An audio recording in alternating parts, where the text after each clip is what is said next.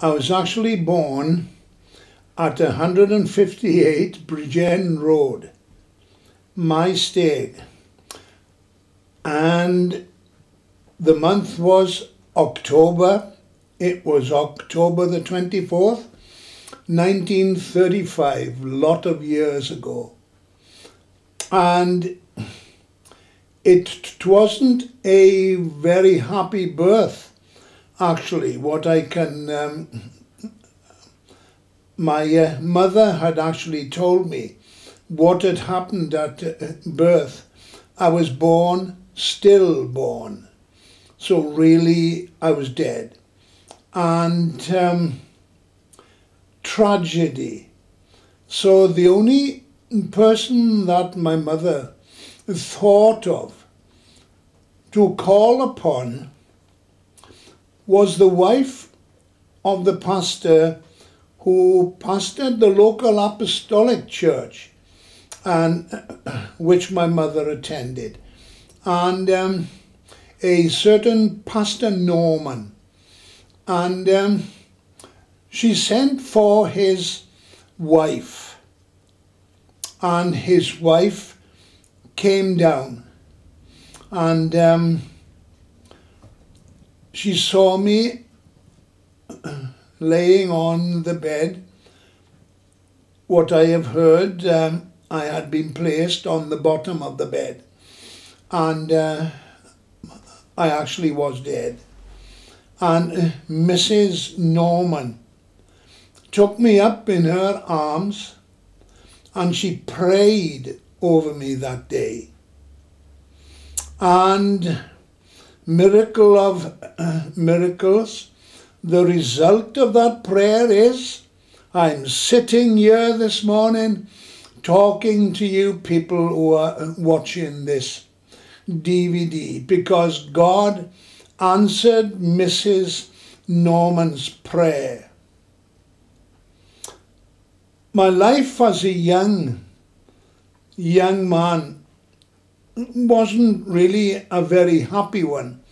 It was perhaps due to the many domestic upheavals that were happening at our home in those days. I haven't got very good memories of my young days. And what was worse, as I began to talk, it was discovered that I had a serious impediment in my speech. I stuttered. And I can't remember a time when I didn't have it. And it plagued me all through my school days. And my life, I say at that in time, wasn't a very happy one. One instance that I remember to this day with such clarity was one night I went outside of the house when my mother and father started quarrelling.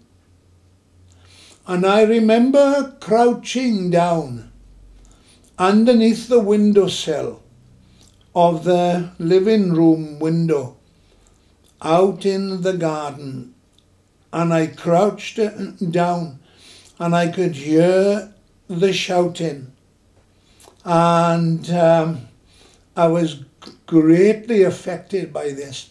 That has actually stayed with me for all these years.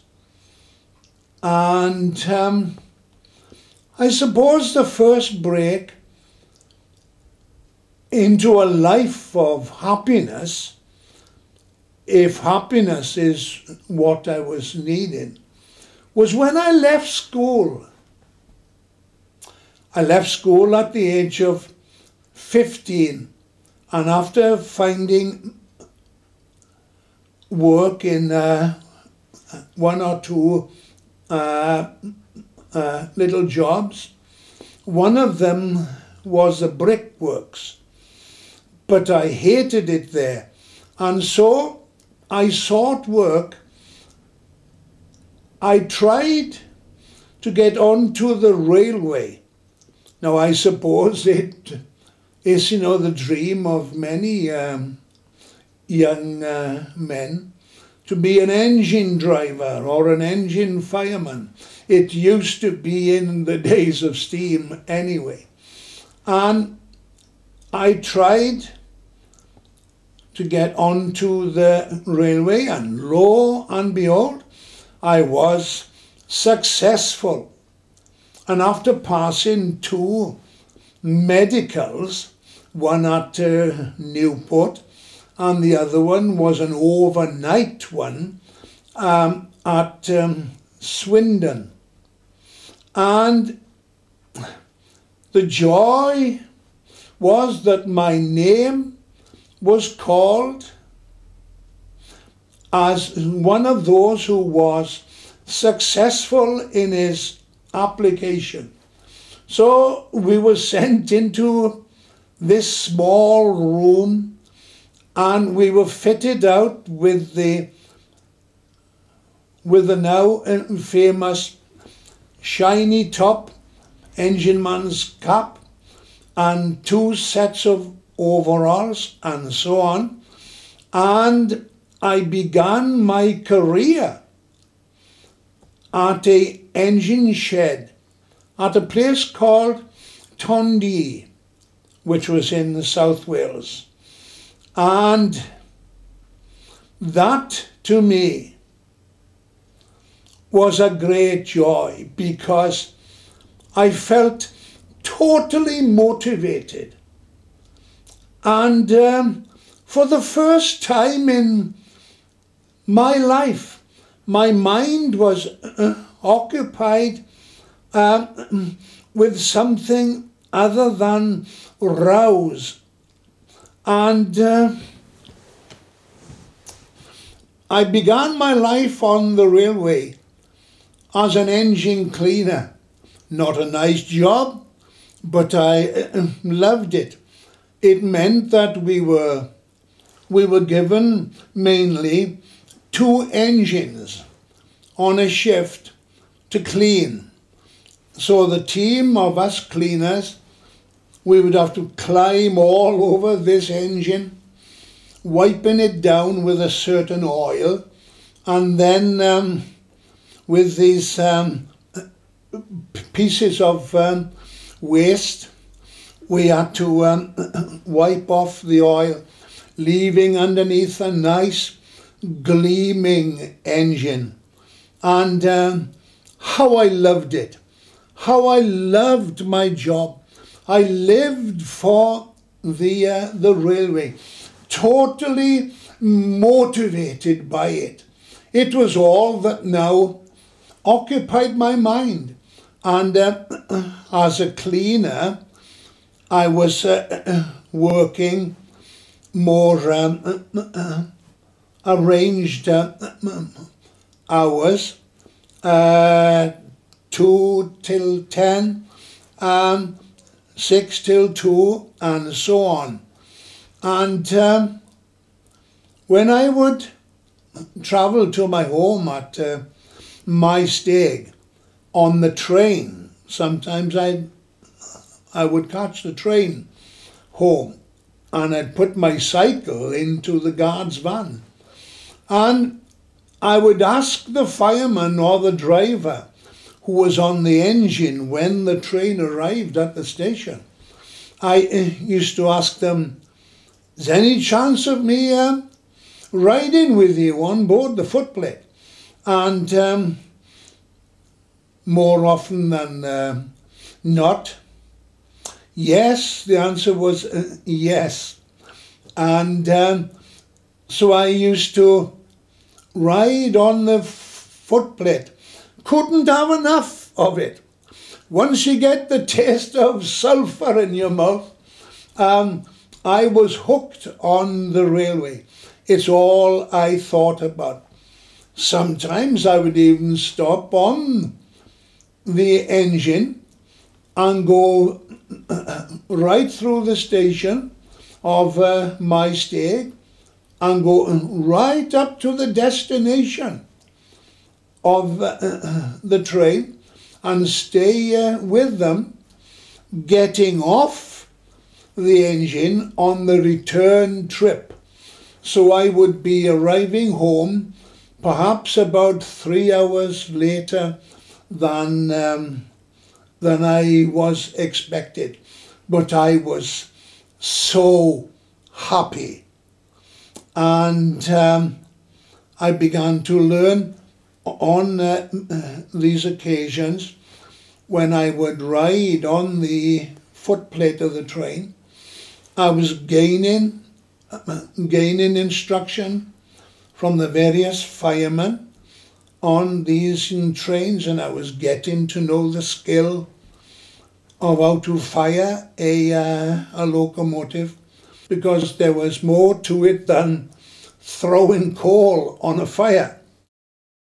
I once termed my time on the railway as my romance with a steam locomotive, because no doubt about it, I was in love with steam locomotives, and anything about the railway was such a joy to me. But then, in the office of the engine shed, where I was at Tondee, was posted up a list of engine sheds that were asking for firemen who wished to transfer from one shed to another. And I saw the name Slough in Buckinghamshire was on the list of places, and so I applied for a transfer to Slough, and eventually I got my transfer. This time I wasn't a cleaner anymore, but I had gone up onto the next stage of my footplate career. I was now an engine fireman. When I got to Slough, I was entering into a new phase of my life. Really speaking, I had always wanted to get away from home.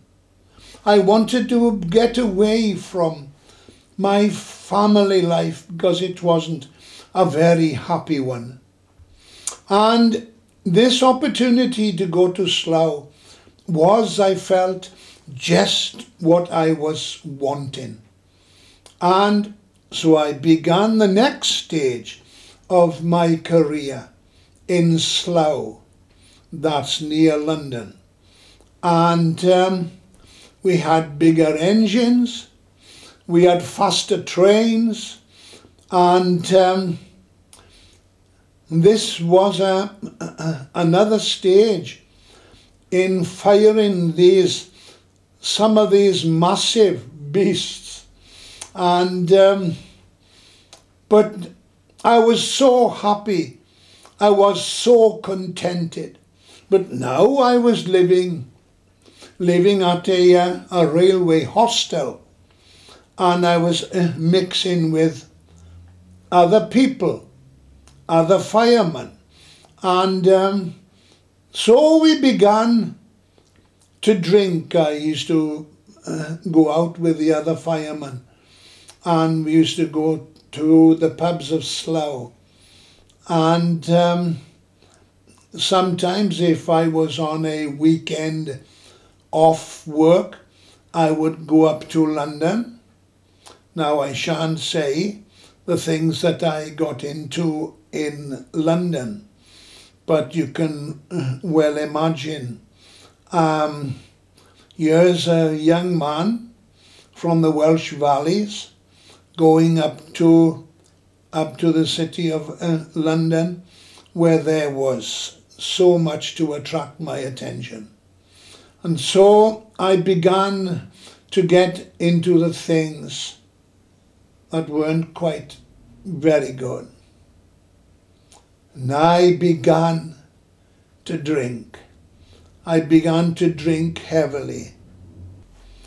But working on a job that I loved with all my heart, I suppose adding on to it, the drinking sessions were part of a new form of life to me, really. And I stayed at Slough for some years, and then I had actually gone up another rung of the railway ladder. I had reached the position of a fireman that could handle any kind of train. An express train, which we did, heavy goods trains, vacuum goods, and there's nothing so exhilarating, nothing so positive than to be on the footplate of an engine that's rocking from side to side. You would almost think it was going to bounce off the rails sometimes, and especially at night regarding the fire would be a great white hot glow, and it used to penetrate right up into the smoke that was passing overhead from our engine. Oh, it all spoke of life to me. It was such a wonderful period of my life. But alas, that didn't last for too long, because one day we were heading on a fast train, and the signals, which were green right along the track, we had green signals all the way, and then I noticed that one of the signals, when we were nearing Slough station, we weren't going to stop at Slough, we were going straight through.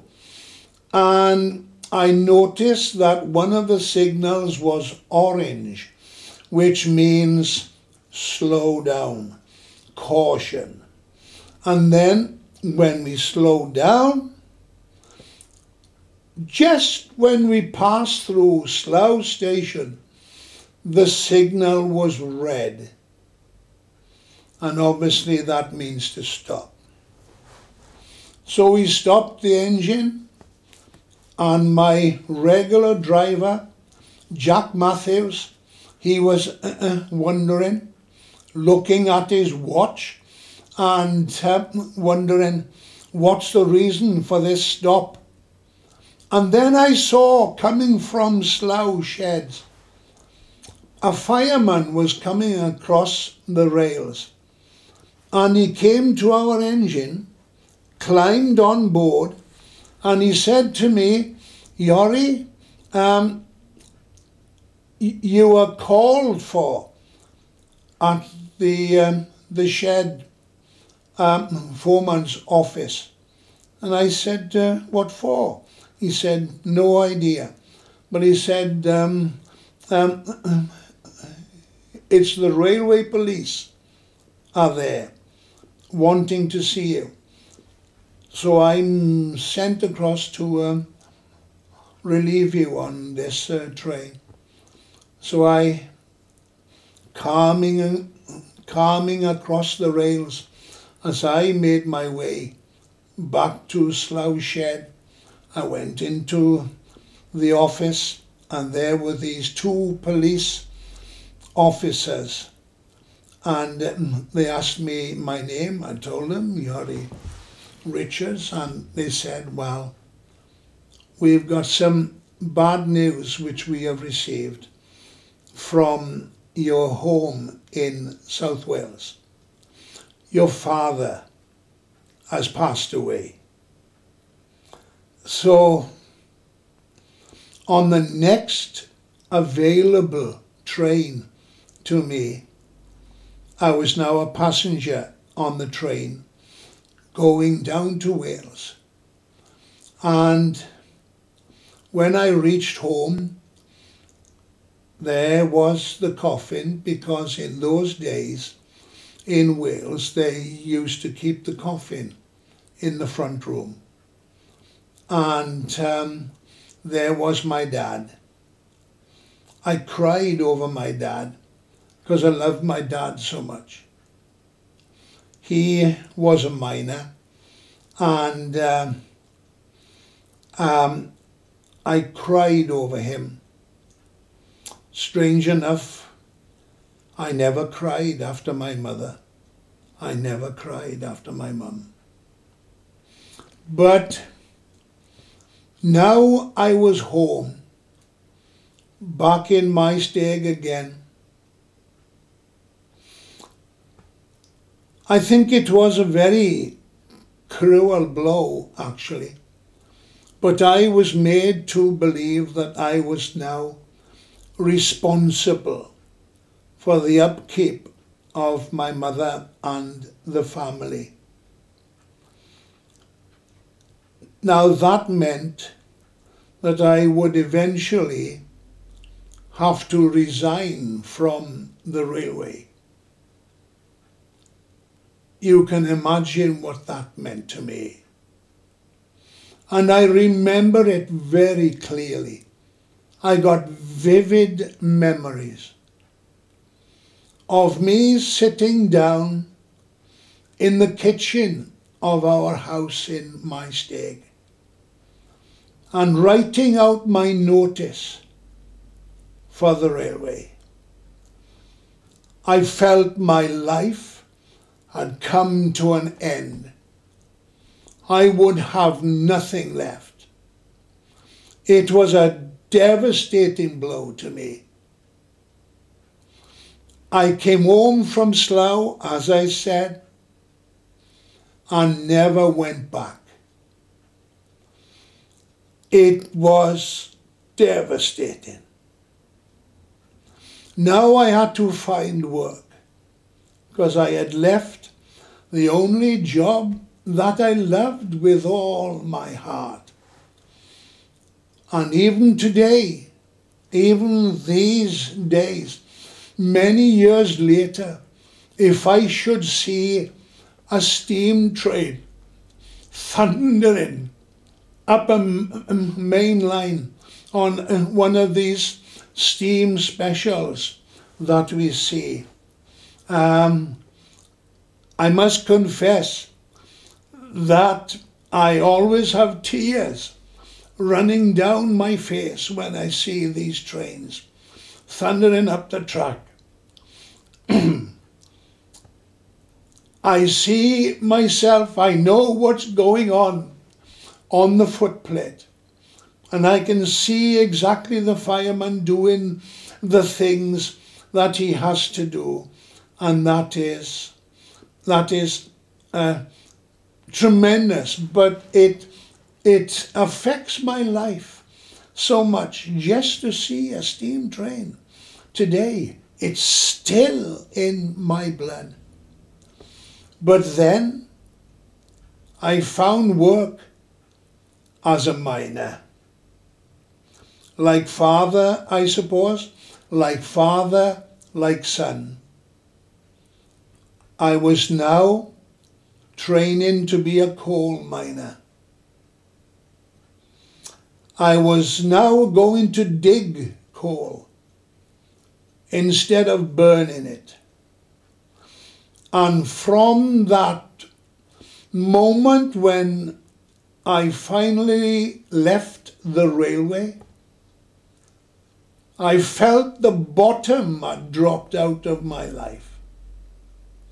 because I detested my job as a miner, hated it. And from day one, I knew I wasn't going to be motivated by anything. I knew nothing would appeal to me from this job. I felt totally alone. I felt totally devastated. My life meant nothing to me. And the sheer boredom that gripped my life, even as a young man. I was still a very young man, and I had nothing to live for, and certainly nothing to die for. But a life of boredom and sheer frustration. So the drinking continued. Going out on a Saturday morning, sometimes you might think this a bit strange or a bit extreme,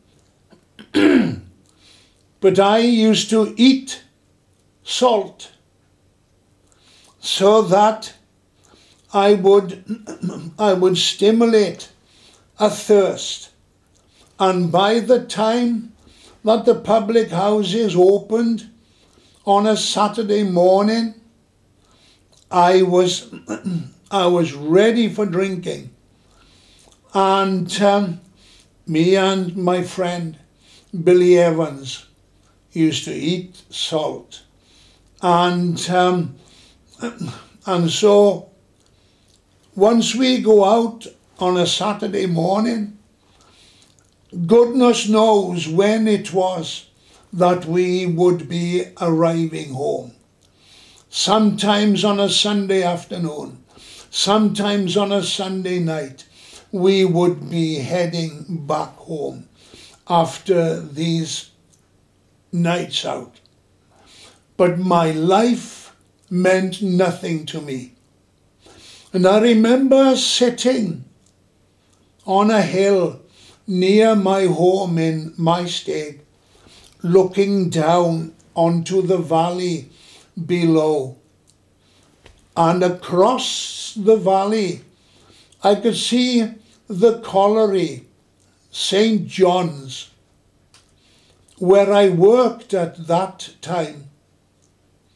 And I could see the great slag heap across the valley. And I would think to myself, surely that is not all that I've got to look forward to. Is that all that my life is going to be made up of? And I could see no way out. And I got from bad to worse. I had had the freedom of actions while I was at Slough. I did what I did when I wanted to do it, and I wouldn't stop now. And so we used to go out drinking. I had tasted freedom and wouldn't give it up. And then one time, my friend Billy, I was in bed about 8 o'clock one Saturday morning. I could hear my name being called out outside on the road, and it was Billy. So I looked out of my bedroom window and saw him there, and he beckoned to me, come down, and for a drink. And I thought, 8 o'clock in the morning? And so I went down. And what had happened, I had been working afternoon shift on the Friday. So I wasn't around to do what the rest of the gang did. There was going to be a jazz band competition held at the local rugby field. And of course, all the bar was being loaded with drink. And the men that I used to go around with, they had robbed this bar on the Friday, and they had hidden all the loot. They had hidden all the drink underneath the hanging grass of a little brook that used to run through this children's play park.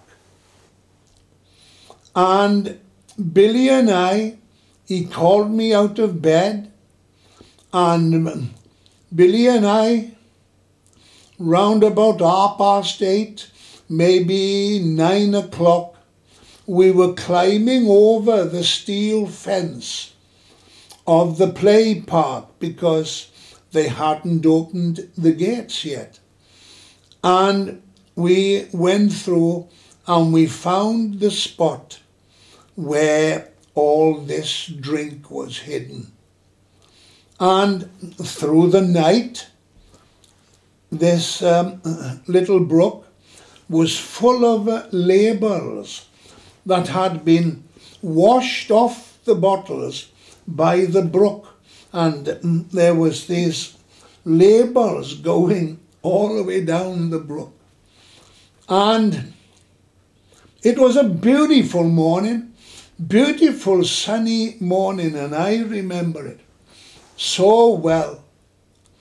So I sat down, and then all I had to do was to just reach under the overhanging grass, and I could feel the cold, shiny surface of a bottle, and I would pull it out, and nearby was a very convenient rock. So I smashed the neck of the bottle on the rock, and we were drinking. I drank some small beers first, things like stouts and that, and then I put my hand under again, and I pulled out a bottle of gin, and of course smashed off the neck on this rock, and so I began to down this gin. And I do remember I stood up to go to the brook to find something else.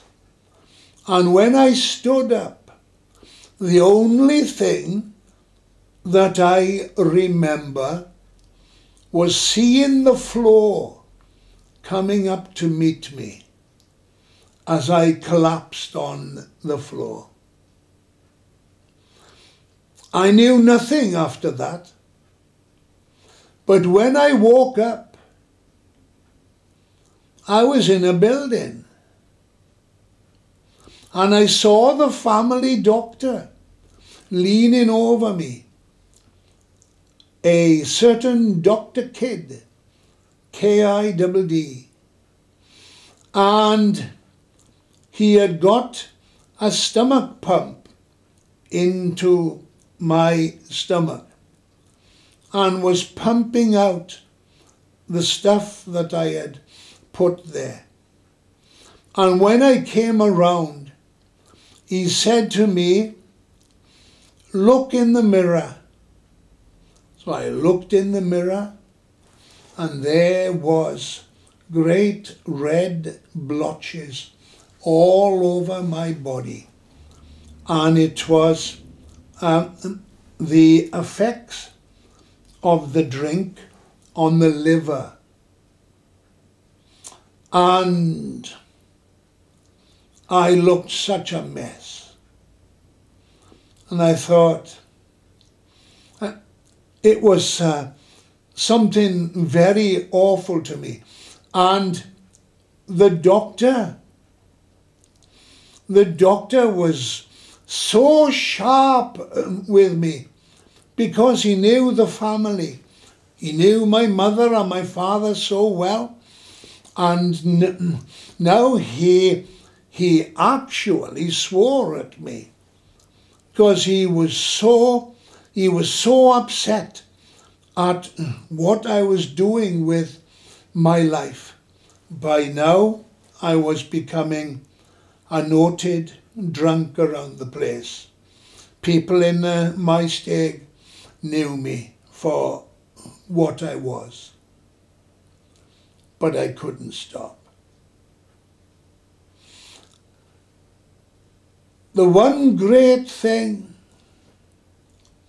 I suppose, the point when God began to work in my life was when I had a transfer from one colliery, from St. John's, and I went to another colliery to work, a colliery near Port Talbot called Bryn Colliery. And I began working there after having a transfer. And it was there one day that I met a young man. I didn't know him before, but this man, young man, he was a fitter at the colliery. He was to become one of the main men within my life. God had put him there because Johnny Jones was a Christian brother. I didn't know him. But one day he was on the pit top and he was handing out tracts. I met Yorrie some 52 years ago on the surface of Bryn Colliery. I was distributing Christian literature, and Yorrie happened to come across my path, and I put a tract in his hand. And Yorrie showed interest in the gospel of Jesus Christ. I spoke to him several occasions after that regarding his soul, and I understood that Yorrie had visited an Elim church in Bridgend on a few occasions, but never made a full commitment to the gospel of Christ or to the way of Christ. And I followed this up because I felt in my heart that the Lord had his hand on his life. He said to me recently that he went through a lot of stick because he had dared to speak to me. It did become a bit of a joke in the colliery I worked at, because Yorrie, after I contacted him, would visit me in the fitting shop, and because of his background and his past history, he was very well known in the locality. And people would say to me, "John, you'll never change that man, it's impossible." And my answer always was, I can't convert anybody, but Jesus Christ does it, and it's only through his work on the cross that a person can be converted. Yorrie then made a commitment of a sort to the Lord, and it was never really a deep experience, because I tried to keep in contact with him after this, and Yorrie was controlled and governed by alcohol. His life went around the local pubs, the pub scene, and he had a great difficulty in giving up the drink. And on many occasions I'd arranged to meet Yorrie on a Saturday to try to lead him away from the pubs. We'd go off somewhere for the day, or to a meeting, to a church service somewhere, rather than him spending his time drinking in the local pub. And sad to say, on many occasions, Yorrie failed to turn up to meet me, and because he had great difficulty in walking past the pub. When he smelt the beer, Yorrie went into the door, because that was the hole, a stranglehold really, it had in his life. I introduced Yorrie to our family. He came back and bought our house. I got 5 sisters, and my mother and father were alive at the time, and Yorrie spent quite a bit of time in our house, and this also had an impact upon his life. But many occasions when I'd arranged to meet Yorrie on a Saturday, Yorrie would fail to turn up because he failed to pass the pub. And on one occasion, he never turned up for us to go out together on this particular Saturday, and I went to his house to speak to his mother, and she was in a bit of a state. She was crying, and she said, I don't know what we're going to do about Yorrie. He's living a terrible life, and I don't think he'll ever come to know Christ. I sometimes wish he'd never been born. And she was in a bit of a state that day because of what Yorrie had done in the previous week. But I believe there's nobody too far from the gospel of Christ to be converted. I began getting dreams. I believe, I know it with all my heart, that God was now taking a grip upon my life. You've seen these dogs, haven't you? Somebody walking their dog on a lead that's about 40 foot long, so the dog can go anywhere he wants to within the bonds of the lead. But when the owner wants him to come back on board, all they have to do is to wind in the lead. And I believe God was doing that, winding in the lead. And I began getting dreams. Now I know the Bible talks about many people that had had dreams. Pharaoh had had dreams. Jacob had had dreams. And God was speaking to them through these dreams. Could it be that God was talking to me? One dream that I vividly remember, I saw this giant cat, and the cat was playing with a mouse. And when the mouse was wanting to run and escape, the cat allowed it to go so far, but then with a swish of its paw and its outstretched claws, the mouse was drawn in again to begin another session of playtime with the cat. But the mouse wasn't playing. And one of the most serious dreams that I had, I vividly remember this. I shared with John my first dream when I met him at the colliery, and I remember talking to him in the canteen, and I shared with him the dream with this cat and the mouse. And he said, God is wanting you to surrender your life to him. But then I went through this dream that shook the life out of me. I was so frightened. I saw myself in a sheer panic. I was running from something, and I was falling over while I was in the process of running. I was falling, and I was picking myself up. Then I would continue to run. And behind me, I could hear this low and echoey voice. I have warned you. I have warned you. I have warned you. I woke up that night.